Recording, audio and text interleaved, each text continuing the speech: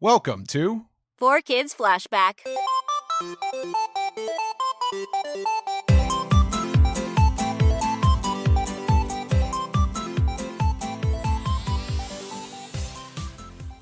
Hey, Tara.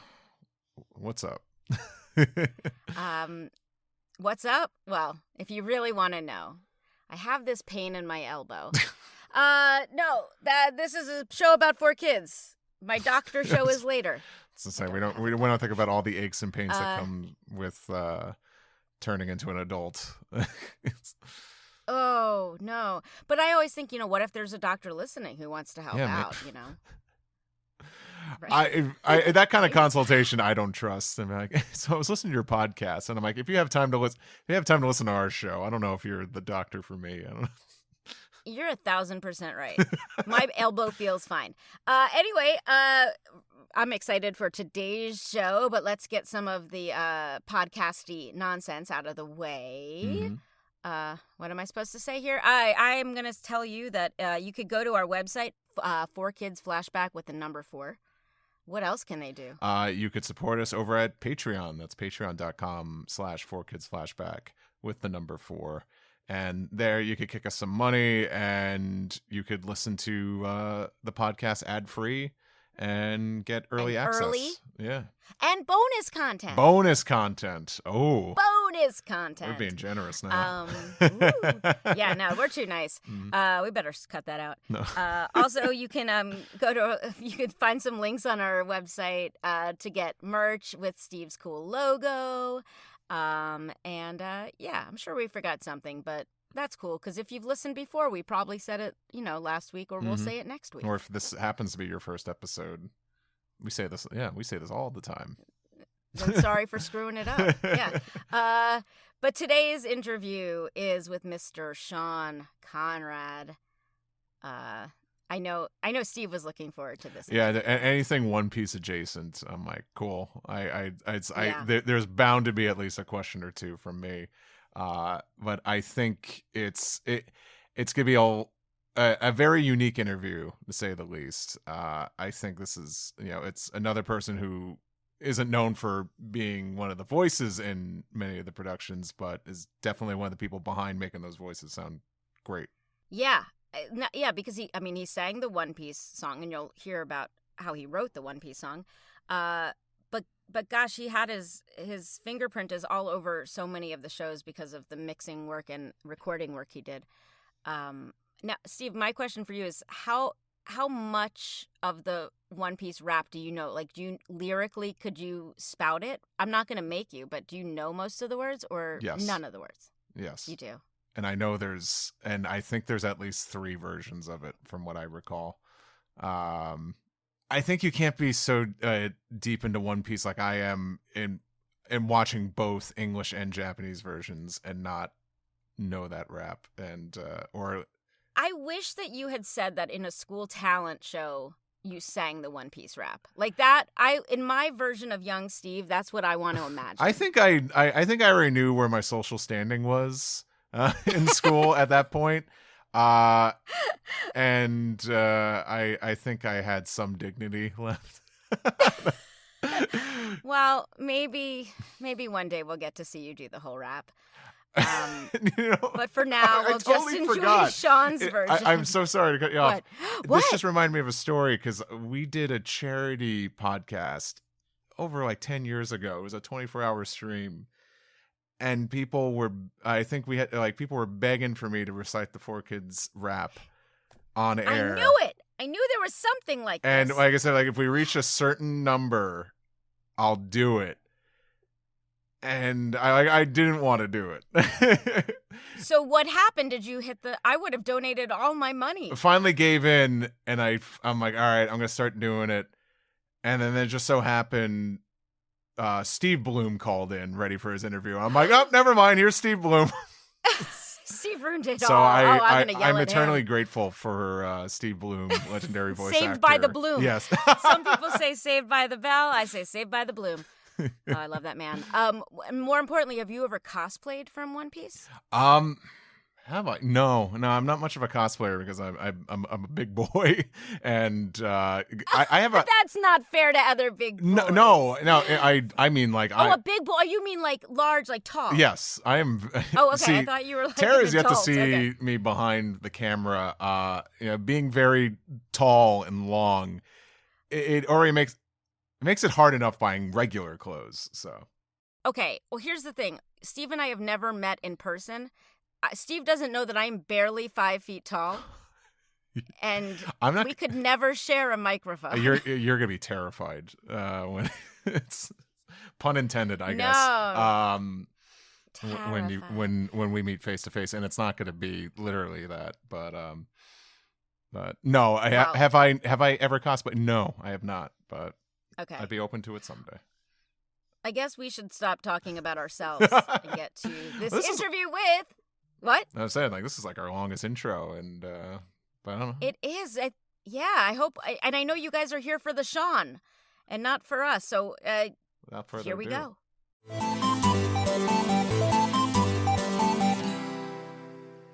Hey guys, today we are here with Shawn Conrad. So many of you know him as the person who sang the One Piece rap, and he should be known for that, but he did so many other cool jobs at 4Kids and before 4Kids and after 4Kids. So this will be a 17-hour-long interview. Welcome, Shawn Conrad. Thank you so much. And I know it's not going to be 17 hours. It'll only be 16. I don't know why you're exaggerating. It was, 16.2 maybe. Yeah, I mean, don't go crazy with 17, Yeah, it's a little much. Shawn and I are like seeing each other for the first time in many, many years. It's kind of crazy. Yeah, it's been a while. But it's great to see you. Great to see you both. And I'm here. What's up? What's the latest? We're here. Okay, we're going to jump right in. Let's not sugarcoat. Let's just go. We're going to ask the hard-hitting questions. Absolutely. If my guest isn't crying by the end of the interview, I have not done my job. That's exactly. That's gonna have people asking many questions on how our interviews went so far. That's probably what didn't make air. A lot of these will never see the light of day. No, I'm kidding. So, okay, Shawn, I know a little about this, but let's talk about your life before 4Kids. I mean, yep. It's horrible to think that there is such a thing, but I know you had a very cool career both in music and then in audio, the audio world. Yeah. Before 4Kids. Can you tell us a little about that? Yeah. So I used to be signed to Tommy Boy Records, and I was label mates with Queen Latifah, De La Soul, Digital Underground, and the like. And that was I got signed in '89. And I put out a record, but it didn't have a video to it. So Tommy Boy is one of those labels where they put things out and see if it sticks. If it sticks, great. If not, whatever. But later on in that year, there was a World Championship rap contest. And it was in Manhattan at a club called the Red Zone, which was the old Studio 54. Oh, wow. So I joined the contest, and I won. And this contest was covered by Yo MTV Raps. Every popular rap artist at the time was in the building. MC Lyte, Queen Latifah, P. Diddy. Everybody was in the building and witnessed me win this contest. Huge. That is huge. So that was my burst onto the scene. And, after that, just fast forwarding. So shortly after the contest win, I was on tour with Ice Cube, Too Short, Kid Rock, and D Nice. After that, Can you just tell some of the titles of some of your songs? My first record was called 4 at a Time.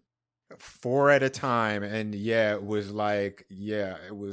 about a player who was trying to juggle 4 girls at a time. That sounds amazing. That sounds so... I need to find this song. And I assume this was all autobiographical, right? That's it's possible. I don't know. I can't verify anything right now, so I'm just gonna keep talking, right? Okay. Okay. I need more titles. Then.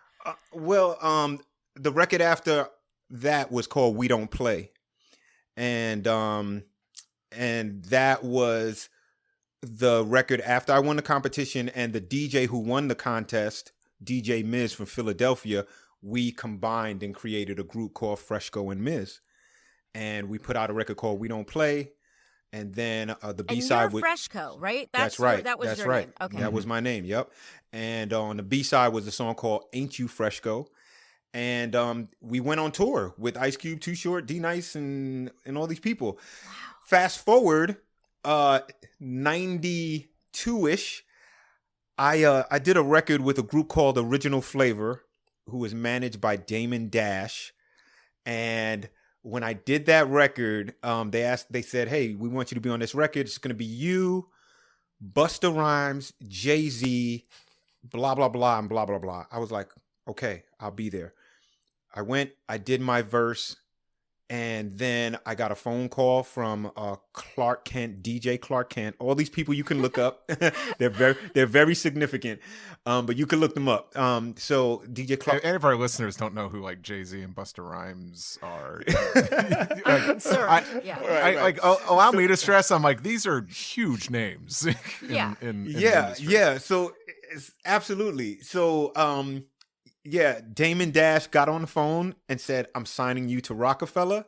And next thing you know, he was shopping a new deal for me, Jay-Z, Original Flavor, and Jay-Z's partner at the time was Sauce Money. You could look all this up. You can look all this up. Wow. So here I am. I'm on a record with Jay-Z, which is not a big deal at that time because I was the world champion rapper and Jay-Z was this legendary kid named Jay-Z. he was a legendary guy that was making his rounds in the street rapping, right? But that same year in 93, I also rapped with the Notorious B.I.G. Oh my God. So and that was interesting. So my friend DJ Enough, who I went to high school with, he's the DJ on Hot 97. He still is the DJ on New York's Hot 97.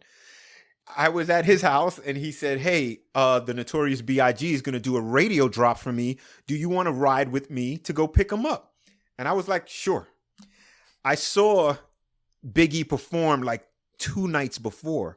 So I was going to meet him and just tell him, "Hey man, your show was incredible." We go to pick him up and he gets in the car. Enough says, "Freshco, this is Biggie. Biggie, this is Enough." And Biggie says, "Yo, man, it's a pleasure to meet you. I know all the words to your songs." That's insane. Did your brain just explode?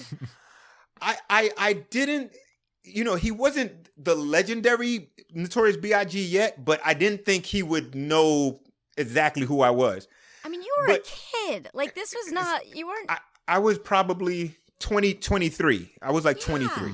So, he starts rapping the lyrics to my whole record, Now You Know. I had another song called Now You Know, and he rapped the whole thing while we were in the car.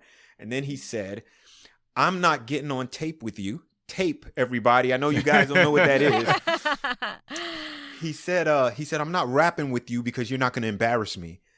And I laughed because I was like, I didn't know what to say. Wow. But Ice Cube actually said the same thing to me when we were on tour. We were all rapping on tour in his room, and I said, "Cube, go ahead." And he said, "I'm not rapping with you. I know who you are. Like, I know what you can do." And I just had this uncomfortable laugh, and I was like, okay, cool. So we get to Enough's house, and Biggie's still like, "I'm not getting on tape with you because you're not going to embarrass me." And I said, "I'm going to play some beats that I did," because I started producing. I started producing music. And I put the beat on, and he goes, and Enough hits record. And I just started rapping. Wow. And after I rapped, he wasn't going to say I'm not rapping, so he rapped too. And this is how the Notorious B.I.G. and I got on DJ Enough's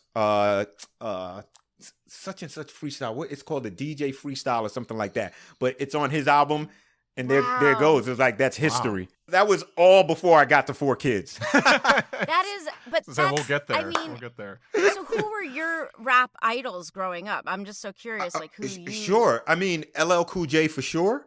Going back to Cali. It was big time LL Cool J. I mean, since he started. But it's crazy, like, you know, Busta Rhymes, you got to put this in perspective, right? I won my contest in late 89. So in 1990 and 91, I'm the guy in the street. So Busta Rhymes, before he blew up, we were in a bowling alley and he came up to me and said, it would be an honor if you came to see me perform. We're performing at the Apollo. And I said, I will try to make it, no problem. I slapped him 5. And when he walked away, I asked my friend Troy, who's that guy? What's his name again? And Troy says, I think his name is Buster or Biz or so. And I was like, okay. I was like, yeah, I remember his face, but, yeah. So there were a few people who, like Biggie and Cube, knew that I was a talented rapper, but I never got promoted well by Tommy Boy Records.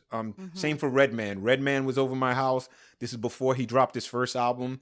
He watched the tape of me in the rap battle, and he said, "You're the best I've ever heard." That's so cool. Like a couple years later, he drops the most incredible album, and I'm like, is that the guy who said I'm the best he's ever heard? Wow. So yeah, it's like all these stories, yeah, it's crazy. LL Cool J was like, you don't have to introduce yourself. I've been watching you on TV all weekend. I'm like, did my idol just say he was watching me? Like it was crazy. And then at some point at that time, it was like, you can't make a long-term career out of rapping. That's what I thought. I thought that whenever you turn 30 something years old, you better find a job. So I started to learn how to audio engineer, and I found this class in a newspaper, and I ended up at Soundtrack Studios in New York. Wow. They're still there. That's so They're crazy. still there. Yeah. And they do movies by Denzel Washington, and like they produce all kind of movies. Yeah. I ended up at Soundtrack. I see Buster in Soundtrack. I see LL Cool J in Soundtrack. I saw Jay-Z came in to do a session, and he said, "Where you been?"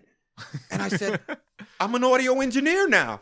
But see, okay, I want this is like interesting life stuff to me. Like, at that young age, to do something that responsible is so interesting to me. I mean, because you were on top of the world.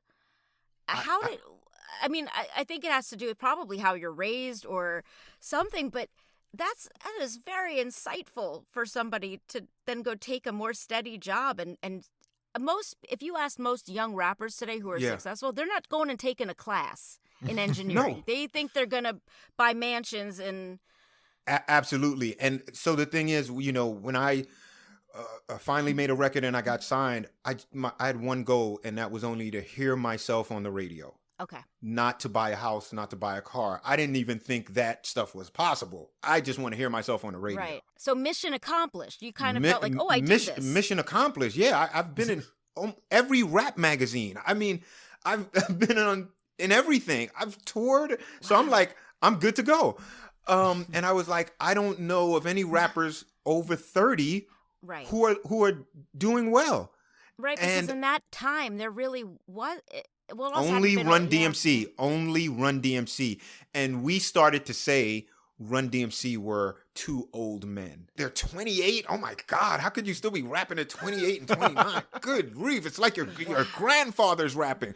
So yeah, I jumped ship. And I started learning how to engineer. And I started with doing music sessions. I was the assistant engineer on Aaliyah's record where Jay-Z was rapping. And I'm telling the guys that are engineering, I'm like, I used to be managed by Damon Dash. And they look over and they're like, yeah, whatever. Like, yeah, right. It must have made you amazing because you had an ear for it that not all engineers have. Like, wow, that is a perfect job for you in so many ways. It was perfect because I ended up Def Jam used to come and they used to take all the records that had curses in it, and they had to have an engineer take out the curses. Oh, it's basically 4Kids. Yeah. Yeah, exactly. Basically 4Kids. But they started working with me. So I started working with Kevin Lyles and Filet Knight. I took out the curses for Ja Rule, Wu-Tang Clan, Jay-Z records. I touched all of those records. Wow. Eric Sermon, Keith Murray, and Redman's El Nino. I put together that album. I put all the songs together. Wow. I'm trying to think the equivalent of like who's someone that's just like who's always there. It's just like throughout Forrest history. Gump. You're Forrest Gump. Yeah, that's it. That's it. There you go. You're the Forrest Gump of rap albums. That is crazy. Yeah. So it's crazy. I don't like walk around telling people the story because it's a little unbelievable. But in a setting like this, I'm happy to tell the story. Yeah, no, tell it. Yeah. But they also there's so many reasons why that was such a great job for you, because they knew you could hang, you understood the music, now were you trained in music? So when I was younger, I took piano lessons for a while. I didn't want to be taking piano lessons. I wanted to be playing softball outside. But I took some piano lessons, and then when I started rapping and getting really creative, I was so creative because I was actually listening to the Beatles. I was listening to the Doors. I was listening to all kind of stuff that your typical rapper wasn't listening to. Mm-hmm. And I can say today confidently, Jay-Z has done the same thing. Or any Eminem, they know, those top level rappers know about everything that's going on in music. That's the only way you live at the top. Yeah, it's the only way you live. Jay-Z called his album the Black Album because of the Beatles' White Album, right? Like that's the only way you survive up here. If you don't, then you're just an average rapper. So 4Kids. I was at Soundtrack Studios for a while, and then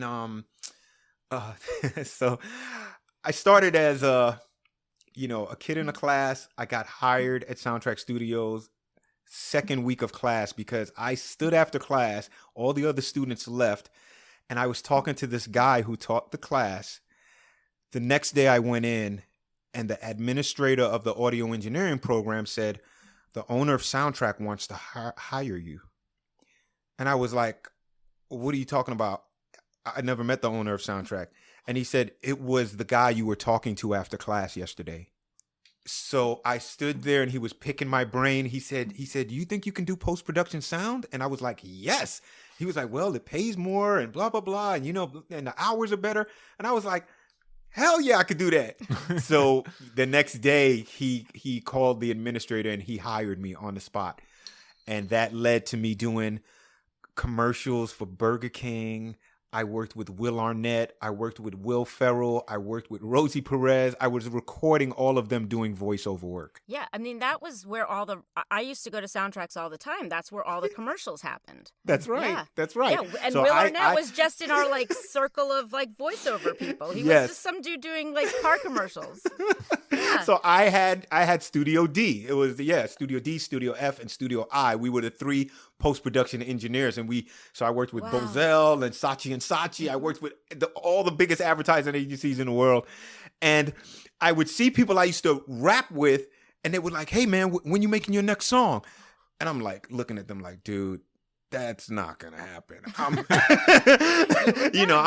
working on commercials for the Super Bowl. You know what I'm saying? Like, and people were just wondering, like, why aren't you rapping anymore? And I'm like, if you only knew what I'm working on. Like, I'm working on shows for HBO, and this is crazy.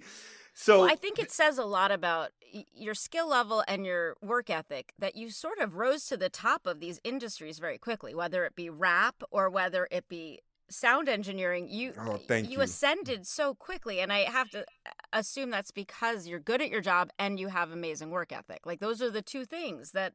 Well, thank you. And the biggest part for me is I'm very excited about all of it.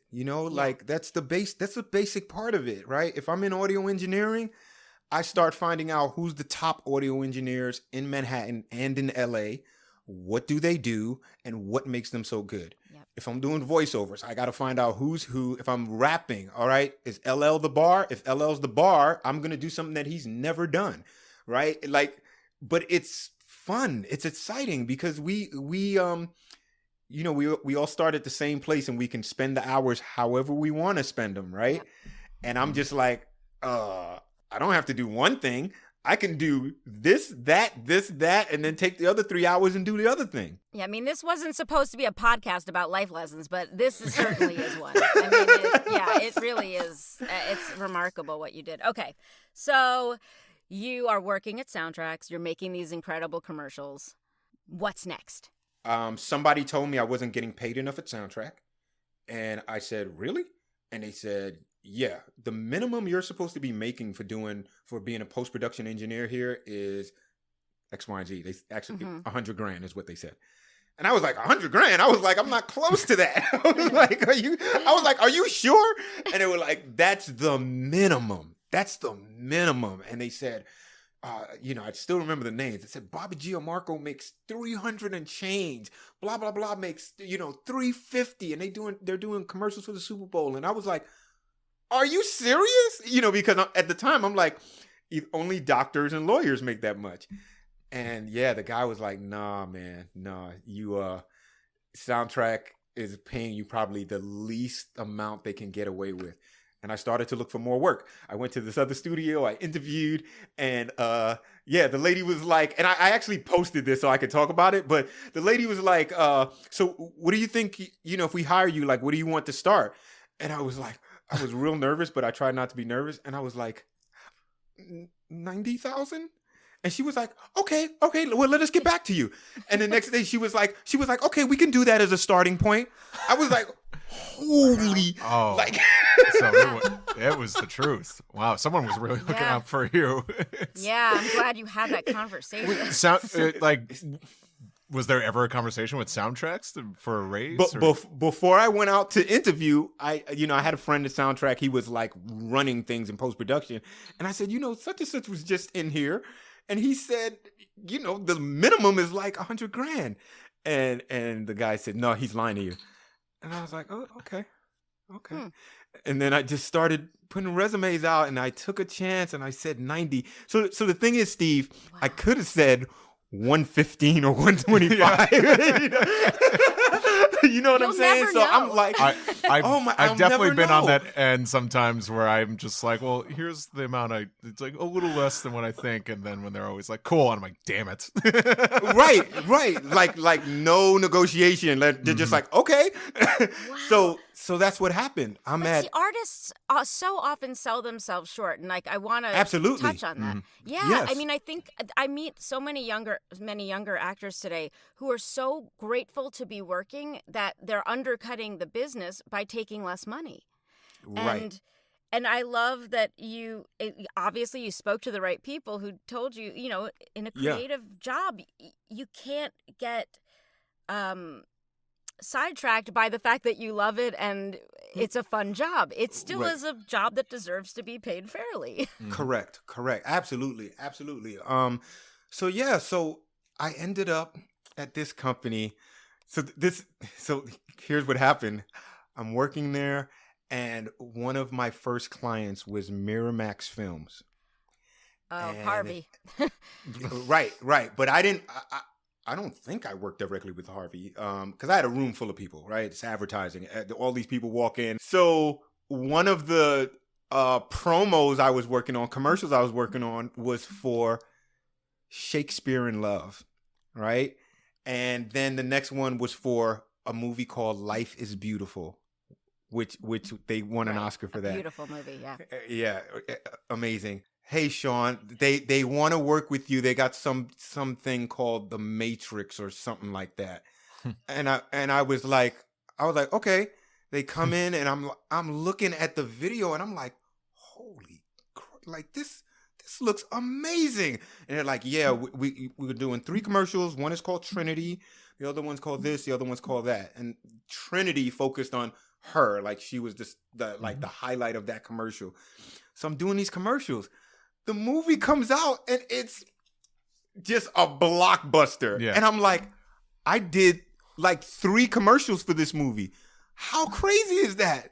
And everybody's like, did you see The Matrix? Did you see The Matrix? And I'm like, I did the commercials that you were watching for that movie. That probably convinced you to go see it. Yeah. Right. So insane. I couldn't plan this out. I could not plan this out. So yeah, it's crazy. So then I'm at this company, right, making good money, working on these projects, but the grass is not always greener on the other side. Even though, I just mentioned The Matrix and all this stuff, without going into detail, the grass is not always greener on the other side, or when you have, a lot of money or whatever, or decent pay. So that's when I started interviewing. I interviewed at 4Kids, and the interview went well because they called me back, and I really didn't want to work at 4Kids and work on cartoon shows. I almost didn't go to the interview because I was like, I do not want to work on cartoon shows. I make commercials, man. I make commercials. And they were like, yeah, we have one show right now. It's called Pokémon. I was like, okay. They were like, the next show is called Yu-Gi-Oh. I was like, oh gosh. So this is around like 2001, 2002? That's right. Okay. Very good. Oh, I've done my research, Shawn. Very good. You didn't even need my help, Tara. So I know. I'm learning, Steve. Yeah, this is '01. So there was only 2 rooms at 4Kids, and they were like, yeah, we'd love to have you. With your experience, you can help us with these new shows we have coming. And I'm still thinking, what's a Yu-Gi-Oh? Like, who, oh I still God. don't know. Yeah, exactly. So, I took the gig, and man, the rest is history, right? Like, working with you and Eric Stewart and Pokemon and Ninja Turtles and One Piece. I mean, yeah, because I was mixing almost all of those shows. Wow. So, okay, that actually, you reminded me what I wanted to tell you. Yeah, so sorry that I'm jumping credits. ahead. No, not at all. You have credits on IMDb of like, you're a sound recordist, you're a mixer, you're an ADR editor, you're a, there's all these different things. Were you primarily mixing the shows once they were all recorded? Was that primarily your job? I recorded many of the actors too. Yeah, because I remember you being in the studio with you. So So here's the thing. When you're working on commercials and things like that, most of the post-production engineers are like, I want to be called a mixer. And they don't want to record anybody. They want to show up after it's done, and they just want to mix it, and then they go home. Those are the guys who make the big bucks. The other guys who are recording and working on Foley, those are like the lower level people, So I had this thing at the time where I was like, call me mixer, right? Like, I want to be the mixer. That way I can go back to mixing commercials when I'm done with Yu-Gi-Oh. Right. Because that was what you wanted on your resume. Yes. So that was what this was about. Okay. If you were the mixer, you're the guy. You can go to LA and you come in as the mixer. You're the final person. No one is after you.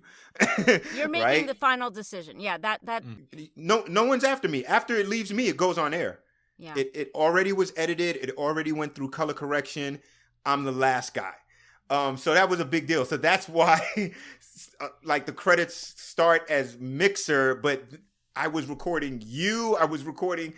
So that happened because I was very fast on Pro Tools, and Eric Stewart was like, okay, if we're going to do 4 or 5 shows, I want to work with Shawn Conrad. Mm-hmm. So he was like your partner in many of this. Yeah. These shows. So he'd be directing.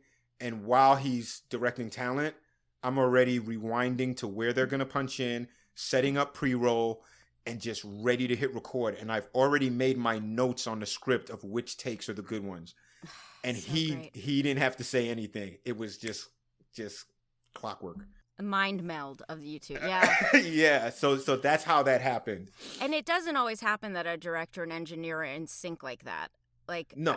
It doesn't. It makes it very and it slows it down because as an actor, we're ready to do we know what we messed up the first time and we're ready to go again. And then all of a sudden there's communication issues on the other side of the glass. Exactly. And we're like, I'm ready. I know how to say it. Like, and you don't want to lose it. Like, yes. So the reason why I knew about what you just described is because as a rapper, it's the same. Get me back to where I'm gonna punch in so I can do the line. I have it. I'm ready. Don't tell me you have to line something up, and I'm ready. So yes. I knew that. So anytime Eric was like, "Hey, we're gonna go back to that," give it to me. I already set up the punch in, gave it the pre-roll so you can hear the line before, and as soon as you say okay and Eric stops talking, it's already rolling.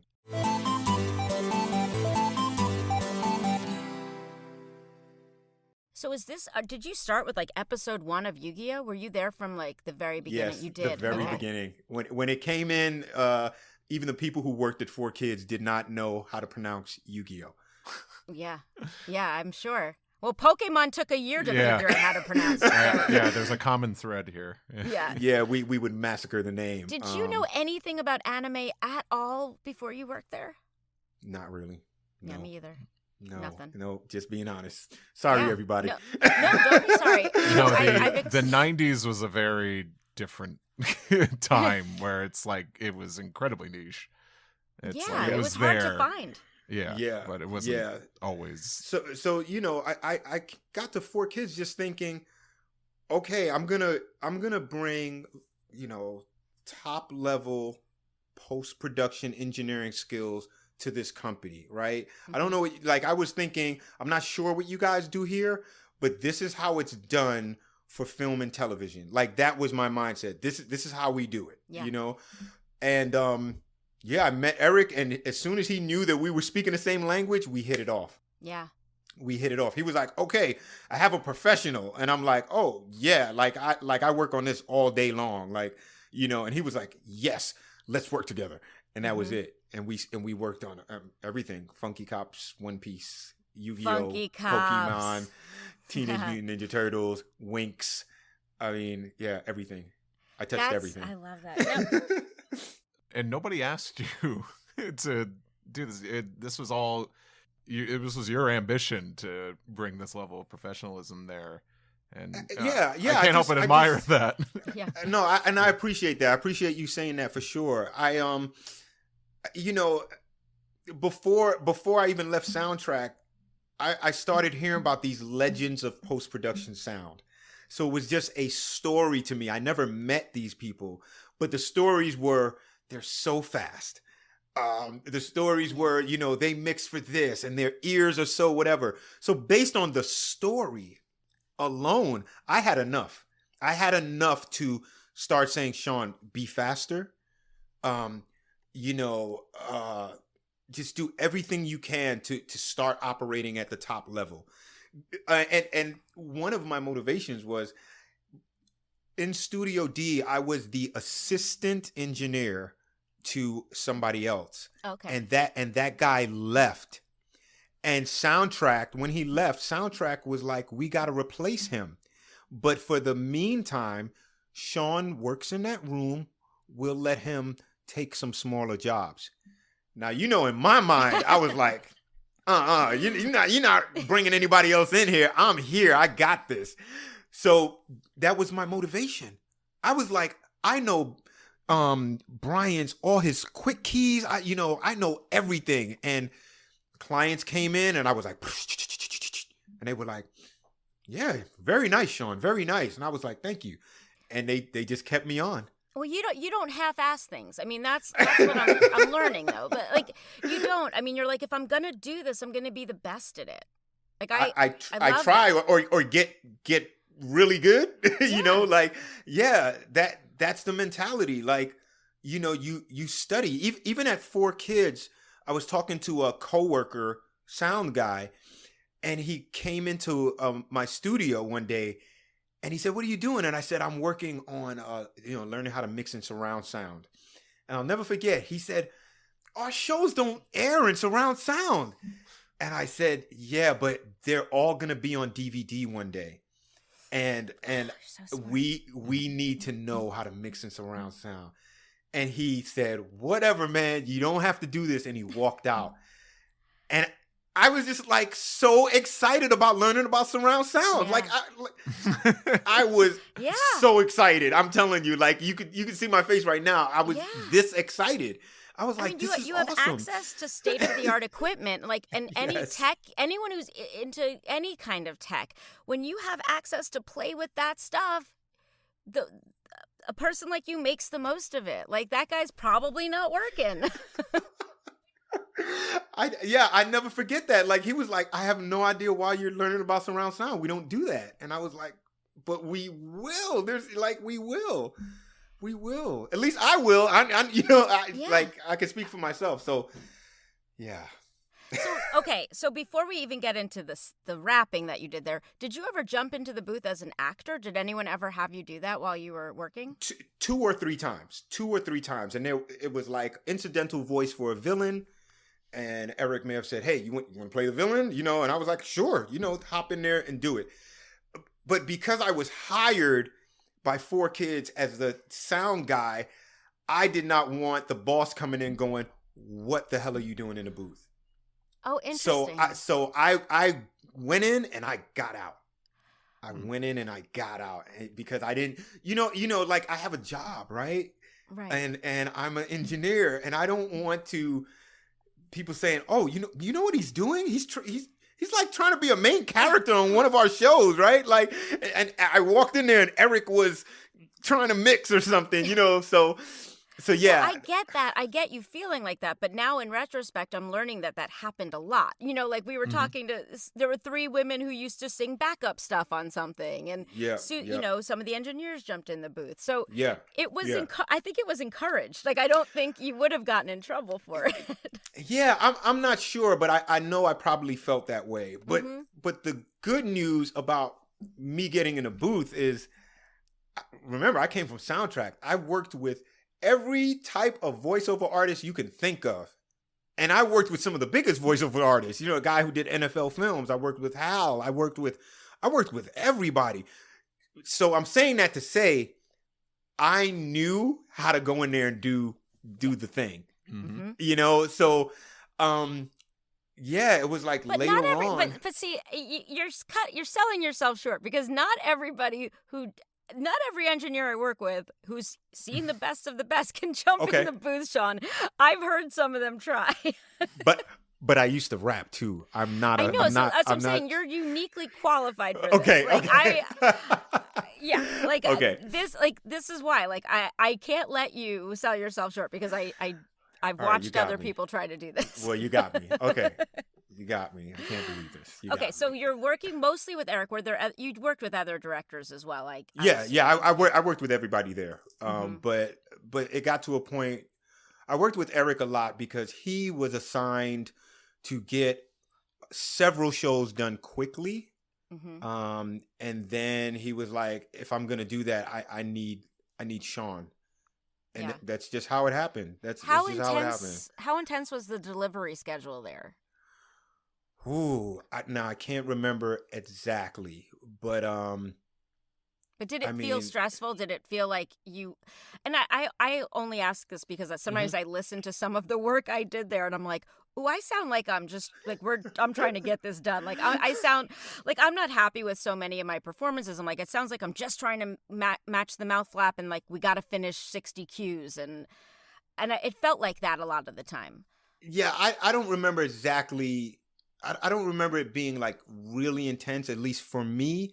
But I know that, I built a home studio that just about matched the specs of what was in 4Kids. And I started mixing one day a week at home and things like that, because it actually served as an extra room.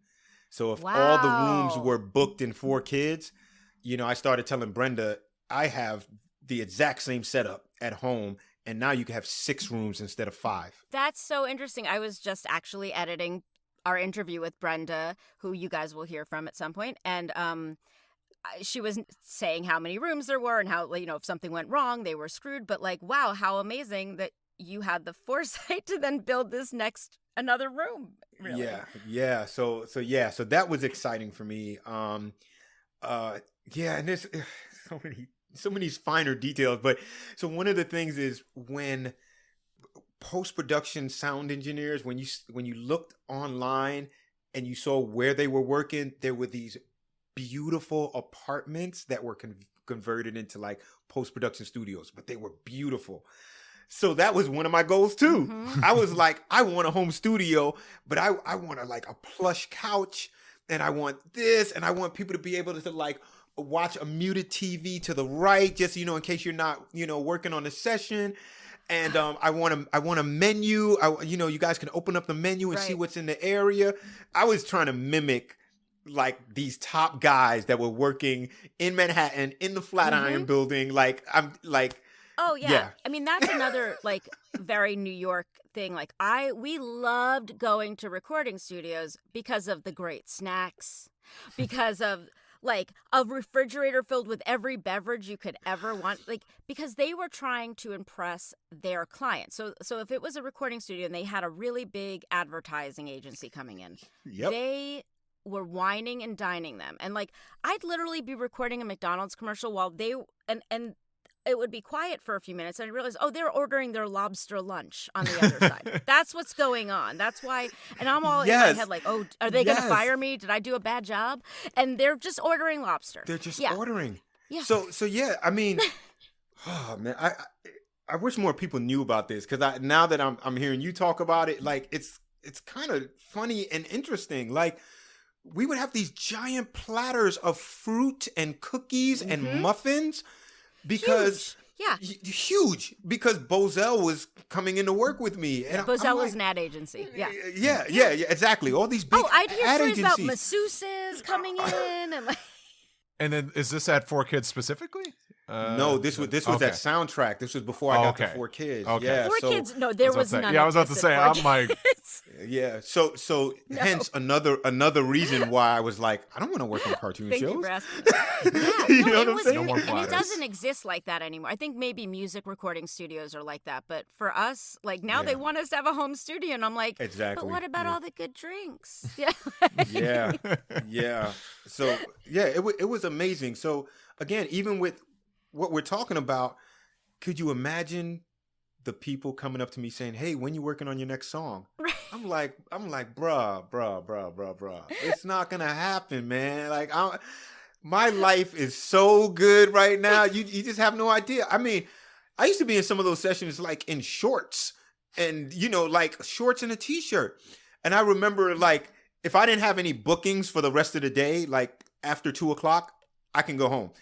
And I left the building one day at Soundtrack, and I remember the receptionist saw me leaving, and we passed by each other, and as she passed me, she said, "Cha-ching." You figured it out, man. All right, I guess this podcast is called 4Kids Flashback, and we should talk about 4Kids again, because I really want to get to the music of it all. So you knew there was obviously a lot of original music happening at 4Kids while you were working on Yu-Gi-Oh! Were you involved in anything in that way before the big one? No. I mean, there were some brilliant composers behind the scenes working at and for 4Kids. I would get music from the composers and the composing team, and sometimes I'd be putting those music clips into the shows, and I'm like, these guys are incredible. They can create anything. Yeah. Like I was most days I was amazed. I was amazed at how good the music was. But I didn't have anything to do with it. You were mixing and editing it. I mean, which again, you need a good ear for, because not everyone has an ear for music. Yeah. So the role I played with the music that I was given was mixing it into the shows with all the voices and all the sound effects that would go with all these shows, which was quite a bit of sound effects because it's cartoons, a lot of fighting and things like that. So that's about it. As far as my musical contribution up to that point. But then what happens? So I was at 4Kids, and sometimes in the evening, I would use the studio to work on a gospel rap CD. because I was started going to church a lot, and the pastor at my church was like, man, we can't get these kids to listen to anything. They just won't sit still and whatever, And I was like, I have an idea. Mm-hmm. So I took a song, I think one of 50 Cent's songs, and I took the instrumental and I just made this rap over it about being at church and worshiping. And the pastor heard it and was like, oh my gosh, this is incredible. And then he played it for other people and everybody was like, oh my gosh, this is crazy. You were the Hamilton of church. Yeah. How do we get kids to learn? Yeah. It was crazy. So I was like, maybe I should make an album, because this is going over pretty well. So I started working on original music, and I would do that at 4Kids at night. So I would work on the music at home and then bring the song in to mix at 4Kids because they had a bigger studio than I had. So people got wind that I was rapping and I knew how to rap, but they didn't know about Jay-Z and the Notorious B.I.G. They just were like, yeah, I think Shawn can rap. So I got approached. They said, we have this new show called One Piece. And they were like, we want to do a rap for it. And I was like, okay. And they were like, yeah, so we're going to do it on this day. And then they call me in and they give me this sheet of paper. And they're like, can you say this? And I looked at that sheet of paper and I was like, so yeah. So I'm gonna need to rewrite this because this is not this is nothing anybody would say if they were rapping. One of the criticisms that I've read online about 4Kids is that they used outdated terms and slang. So as somebody who really understood the rap industry and lyrics and all that, I'm sure you looked at that with a very different eye than people who were not writing rap every day. Correct. So yeah, I was like, I need a moment to rewrite this for you. And they were like, okay, great. Make it really cool. Like, we want it to be cool. And I was like, yeah, I got you. Don't worry about it. I got you. So, I started rewriting it, and they were like, yeah, in the middle, say, that's Monkey D. Luffy. Like say Monkey D. Luffy. And I was like, you mean like right in the middle? Like, just say it? And they were like, yeah. And I'm like, okay, give me a second. I was like, oh man, like, yeah, just give me a second. So I reworked some things and then started laying down this rap. And and they were like, oh, this is great. And they were like, I don't remember the exact sequence of this, but they were like, can you do another version in case we don't use this one, or we want to do this? Like, can you do another version? Yeah, there are several versions out there. Yeah, so there were either characters that they weren't sure they were going to introduce right away, or so I had to do two different versions. And I was like, sure. So I did the other version. Once I recorded it, I went right back to mixing the shows for 4Kids and totally forgot about it. I didn't even care. I didn't care where it came out, when it came out. I didn't care. I was like, One Piece? I looked at it and I was like, oh my gosh. Really? I was like, they probably didn't even have like the animation set to the song even. No, they didn't have anything set to the song. So I'm just rapping to music. And like, did you do the research on your own, or were they like, here's a clip? Nope. They had all this stuff on paper, and I just said, wow, I can say all of this way better. Yeah. Like we wouldn't say, for example, I'm not saying they had this, but like we wouldn't say chill out. Like, I'm gonna rewrite that part, okay? Because no one says that anymore, okay? And we're not gonna say this is deaf. No one says that anymore, okay? So I had to rework it. I saw the cover of like whatever they were playing in Japan of One Piece. Here's what I wanted to ask you. Were you ever made aware that 4Kids tried doing an English version of the Japanese opening? Yeah, that's what they did. That's what they did for a whole bunch of shows. So I was aware of that. Mm-hmm. But when I saw when I saw the animation, you know, I'm thinking that it should look like Batman. A good animation looks like Batman. It looks like Ninja Turtles. Not this, you know. So I just was like, man, like we're just buying shows now. You know, I was just like, oh my gosh. So I did the rap, and I was like, I don't care what happens with it. You don't even have to play it for me. Like, you know, a couple weeks later, they were like, yeah, so we're trying to figure out what the split should be. And I was like, well, isn't it 50-50? I mean, I wrote the rap. You wrote, yeah, I not only wrote sang the rap. you wrote this Yeah, song. I wrote the rap. And they were like, no, because, you know, we're the creators and blah, blah, blah. And it's just, you know, and I'm just like, huh?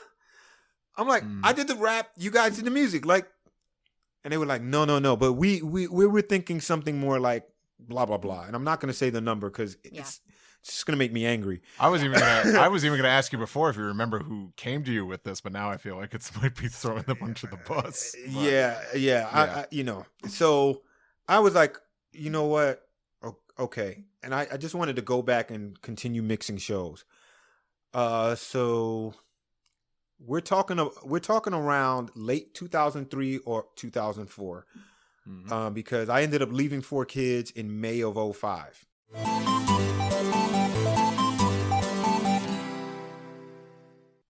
And I left. I moved to Atlanta. So for more than a decade, this is pretty interesting. I get inbox. People find me on Facebook. Excuse me. People find me on Facebook and they're inboxing me, and they're like, "Can I interview you?" And I'm like, you know, yeah, that's cool. I found you on 4Kids thing, and I'm like, what? And then they say One Piece, and I'm like, oh no, oh no. You know, this guy's going to be like, how could you go from rapping with the Notorious B.I.G. to this? You know, like that was my worst fear. That was my worst fear. But people kept inboxing me. Can I interview you? I found you on a One Piece thing. And I'm like, oh no, people know about One Piece? I think someone failed to tell you it was the biggest show in Japan. Exactly, Steve. Exactly. So I'm like, I promised that I'm like, how do people know what One Piece is? Because there's no way that show blew up. There's no way. Well, you had very limited viewing of the show. Let's be clear. You didn't see 10 episodes and say that. I didn't see not one episode. I saw a clip of it. I saw a stretching arm, and they said yeah, it's a pirate. As soon as they said pirate, I was like, oh, okay, stop. You know, and I was like, I'll do the rap. I was like, we're doing pirates. I was like, oh my god. The less I know, the better. Just wow. Oh yeah, I was just like, yeah. Were you happy with how the rap did end up coming out? Because there are people who, I mean, love what you did. Oh, so were you? Yeah, happy no, with I was happy with the rap. Yeah, I was happy with the rap, but I didn't really care what happened to it. Right. I was just like, listen, go and do it. Do whatever you need to do. Godspeed. Godspeed. And let me go back to working on more pending things in our country. If that isn't the art making process where it's the one thing you paid the least amount of attention to is the thing that blows up. Always. So why. It's crazy. So so every time somebody says I found you because of One Piece, I go, my rap career is over. They're not going to say I heard you and Jay-Z on Many Styles. They're not going to say you were the world champion rapper. They're going to say you used to be good and look at you. Oh, you know. No. So not true. But I didn't know. So one day I get on YouTube and I'm like, how are people finding out that it's me on One Piece? And I get on YouTube and this thing is viral. Well, you made a video about. Are you talking about your video that you made? Before I made that video, okay. I get on to see like how are people finding out that it's me? And when I did that, I found videos with people at their job at parties singing the One Piece rap. I was like, what is going on? I mean, people, this thing was everywhere. And I was like, what is going on? What? And they're like, you're the One Piece guy? And they're like, can I interview you? And I'm like, oh, whoa. And then I look online and they're like, One Piece, one of the greatest animes. And I'm like, when was this? How? I think 2018-ish or something. Okay, yeah, it's somewhere around there. Yeah, it was like wow, the show. People know the show. Did you even know that there was another version of it? You know, Funimation obviously did a whole other version of it. Did you even? You had no idea. I didn't know that. I didn't know that. No, I just. Yeah, I didn't want to be found because of the rap. Yeah.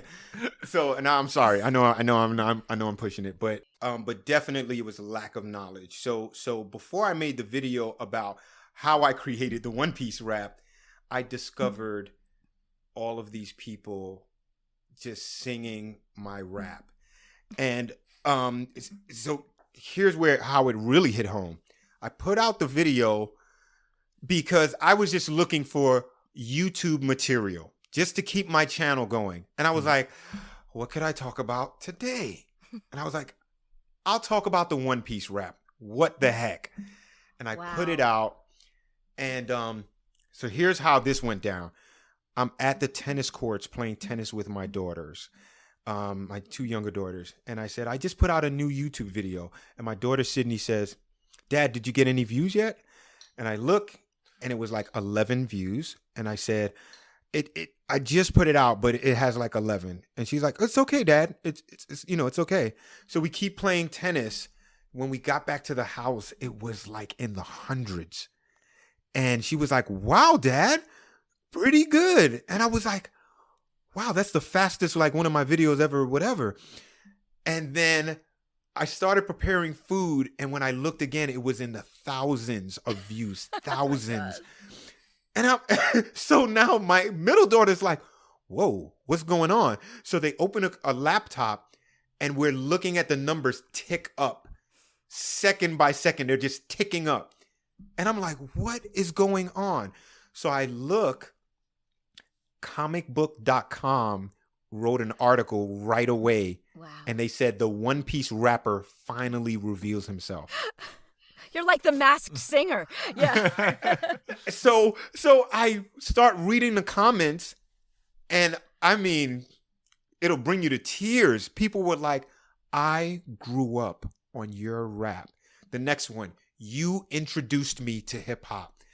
I wouldn't know anything about One Piece if it wasn't for you. I mean, like comment after comment, and my daughters are like, wow, Dad. And I'm like, oh my God. Like that show? So, really?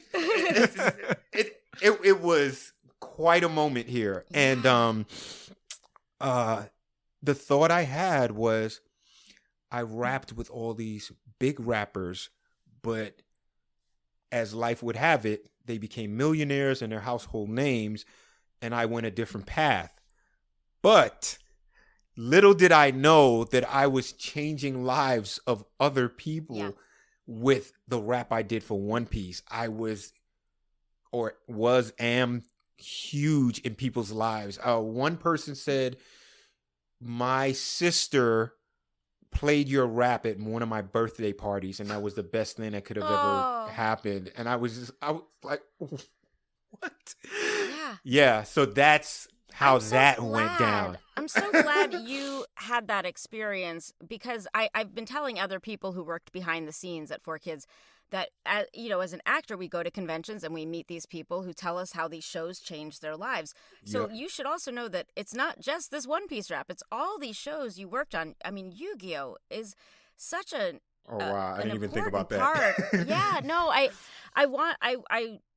want to make sure that I tell all of you guys this, because we have people who come crying to us. I mean, there was a family who said, our house burned down, our Yu-Gi-Oh DVD or VHS tape was the only thing we had left, and we watched it over and over again. And and thank you for that. So like, you have to know that your work just transcended all of this stuff, like all those hours that you worked on surround sound. And right. Yeah. For nothing. Yeah, but it's important that you guys hear that, because again, as an actor, we're such a small part of it. We're the last part of it, and but at the end, you guys were the ones spending hours and hours. So it's not just we keep that in mind. It's not just the rap. It's all the stuff. Thank you. No, I appreciate you saying that. It was a great moment for my family and I. It's one of those things. It's a crazy story. At the time it was for 17 years. It's a crazy story. For 17 years, I did not know that I was touching people's lives, and people were singing the One Piece rap for 17 years. That's insane. Yeah. That's insane, because normally you know a little bit about who you're influencing, or you know a little bit about what's happening, and I didn't know. Gilbert Godfrey, may he rest in peace. I was going to ask you about that. I saw him rapping the One Piece rap, and I'm like, I don't have any words. It's like. Well, what happened was somebody bought a cameo with Gilbert. Rest in peace, Gilbert. Yeah, that's right. Yeah. I was lucky enough to work with him. What a insane man and crazy talent. But yeah, absolutely. Somebody bought a cameo from him, and just all they did was say, "Read this," and they just put the lyrics to the One Piece rap, and it blew up. Yeah. Oh my gosh! It's amazing, and I'm so grateful. I am so grateful. So I play a lot of tennis these days, and with the people I play tennis with, I don't just play tennis and then I sit down and tell the story of my life, right? I don't do that. But one day, people found out what I did and X, Y, and Z, and a tennis friend of mine said, "Dude, why didn't you tell us who you were?" And I said, "Would you expect me to do? Just say, hey, everybody, stop hitting the ball. Guess who I am?" So and that was out of bounds. Also, I sang the One Piece rap. Right. So it's interesting because I try to carry myself as a modest person, somebody who's humble, and and somebody who's very grateful. I know that there could be another side where I can walk around saying, yeah, I worked with Jay-Z, I worked with all these people, and I'm the One Piece rapper, and people will be like, oh my gosh, I didn't even know, or whatever. But I choose not to do that. That's not, I want people to feel very comfortable around me. I don't want people, talking about money and things like that. Like, none of that's important, I just want people to be themselves. So I don't go around telling people, guess what I did. Yeah. Okay, I'm not going to keep you forever. We're not going to do the full 16 hours. But I want to make sure we touch on the end of your time at 4Kids, and you've done just so many cool things after that I don't want to end this without talking about those things. Oh well, thank you. So after 4Kids, I came to Atlanta, and I continued to do post-production sound, and I worked at this studio, and they were getting shows from Cartoon Network that I needed to mix as promos, because these shows were either going to be on TNT, TBS, or Cartoon Network, and I was going to mix the sound for these promos. The shows that were coming in from Cartoon Network were Yu-Gi-Oh! And all these shows. So I told my boss, I said, I mixed this show. And he said something like, "No, yeah, we know you're going to do a great job on this promo mix." And I said, "You "No, don't understand." I said, "This is my show. I put all of this together." Shawn, I had such a parallel experience. This is so funny. So I was hosting a TV show in Atlanta for Cartoon Network. I was the on-air host. Yeah. And I left New York and 4Kids, and I wanted to do different things. And all of a sudden, I'm the on-air, like on-camera talent introducing the Pokemon movie in Atlanta too. That's insane. Yeah, we were both reliving this whole thing. That's hilarious. Yeah, so I'm thinking this is where my shows were going, right? Like I'm mixing them and they're going to Atlanta, and I'm just like, how crazy is this? So I did that for a while, and I started getting into more voiceover work. And my agent was the People Store here in Atlanta, and I started, I was doing voiceover commercials for Publix and all, all these different projects.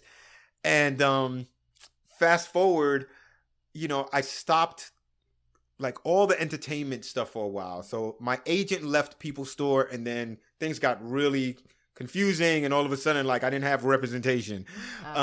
So I kind of stopped for a while, and then my daughter she starts acting, my 17-year-old daughter. She was like 14 at the time, and she gets an agent, and then she's on Queen Sugar, which is on Oprah Winfrey's network. She did 3 episodes of Queen Sugar.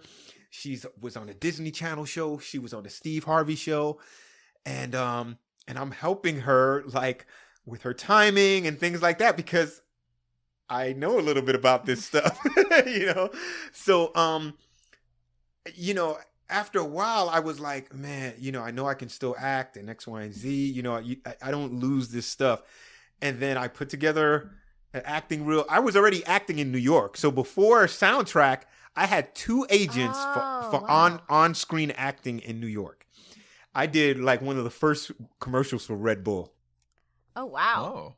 I did Coca-Cola, like there's all kind of stuff. Forrest Gump, I promise you. So so I started getting into acting here again. So I have an agent now. I was in Black Panther: Wakanda Forever. I mean, Atlanta's a hot scene for films right now. Yeah. So I did that. I was, I had a background part in that. And then I just was in, last week I was in Sins of the City, and I had a little clip in that. And then I'm going to be in this crime scene drama called Fatal Attraction, and I'm the main character in that episode. So that's fantastic. Yeah, so I'm just grateful. I'm grateful. You also don't stop. You don't stop. I mean, as long as I'm able, it's like why stop? Right. Like, and are you teaching now as well? I feel like I read that. So, okay. Yeah, so I teach voiceover, so I have a on-demand digital course. And where can people find that? Let's let people know where they can find that. At youcandovoiceovers.com. Great. Okay. Youcandovoiceovers.com. And I feel like I have the unique perspective of being there and working, the list is crazy. Like I said, Will Ferrell, James Earl Jones. I did all those Verizon commercials that he was in, So my course really touches on everything, not just working on cartoon shows, but doing it for advertising, doing it for film and television. And I gave everything in my course. I put it all out there. So I know when people get that course, you're getting everything. Yeah. And that has resulted in, knock on wood, all 5-star reviews. I have all awesome. 5-star reviews, and I'm like so grateful because like I'm not gonna lie about anything. It's not about the money. I'm like, look, this is how it's done. If you're working with a director, I want you to know what they're talking about. I'm not just going to tell you go do voiceovers and you can't understand what the director's asking you to do. Right. So yeah, I put it all there. And so yeah, there's that. There's the on-screen acting. TotalSelfMission.com. TotalSelfMission.com. That's another my site business. Of Shawn's. Yep, that's my business. And if you go there, you'll learn a little about some of the other things that I'm dabbling in. There's real estate. So, I set people up with furnished apartments when they're working on long-term projects. And yeah. I want to also say ShawnConrad.com. That's Shawn. He spells it with an SH. So SHAWN Conrad, CONRAD.com. And you can find him on social media at The Life of Shawn C. so you can That's right. follow him there. You're such a C. positive, amazing person, and I just feel like people can only gain positive things by following you and taking your class, or just listening to this. I feel you're so uplifting and really inspiring to talk to. Thank you so much, and I appreciate this opportunity. It was great catching up with you again, and I like doing an interview like this. I'm very thoughtful right now, and it just, again, that being grateful and being able to do all of these things, and then meeting people and letting them know, like, hey, we can talk. Like, we can talk for 10 minutes, or we could talk for an hour. It's all good, right? Like, I'm so approachable, right? And yeah, you got to encourage people, so they can do what they're supposed to do in this lifetime, Mm-hmm. Steve, any final One Piece thoughts before we wrap it up? No, Steve knows a lot about the not necessarily just the 4Kids version, but the version that came afterwards. He's an encyclopedia, an aficionado, I guess. Nice. But Nice. no, it's you have an amazing journey, but it's very entertaining to hear just the story about the One Piece rap. Just thinking something that you just put behind you, and then it was just blowing up, unbeknownst to you, and I'm glad you were finally able to see that, and it was a positive experience for you too. That a lot of people like absolutely. that. Mm-hmm. Absolutely, yeah. And all the One Piece fans out there, and fans of the One Piece rap, thank you from the bottom of my heart. I feel everything that they say, and I'm glad and happy to be a part of their lives.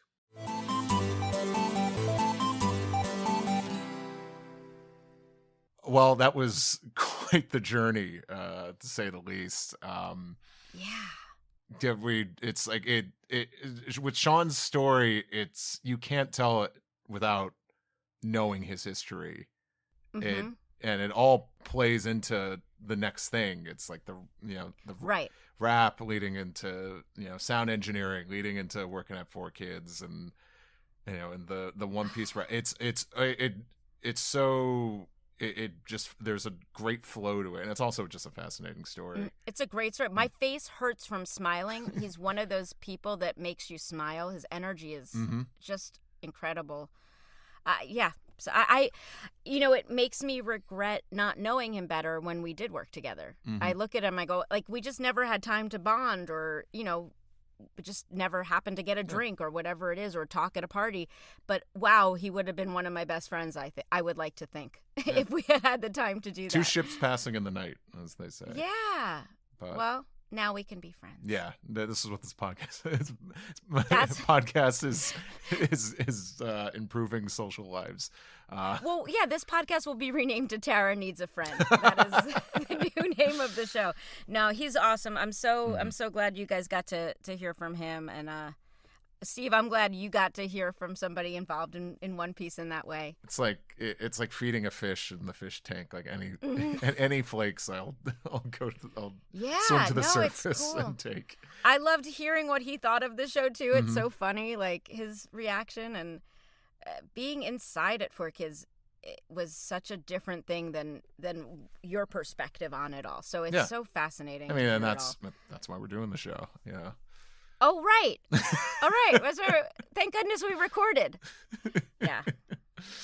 What? All right. We'll let you guys stop listening now, but you know what to do. You can go to patreon.com/4kidsflashback with the number 4.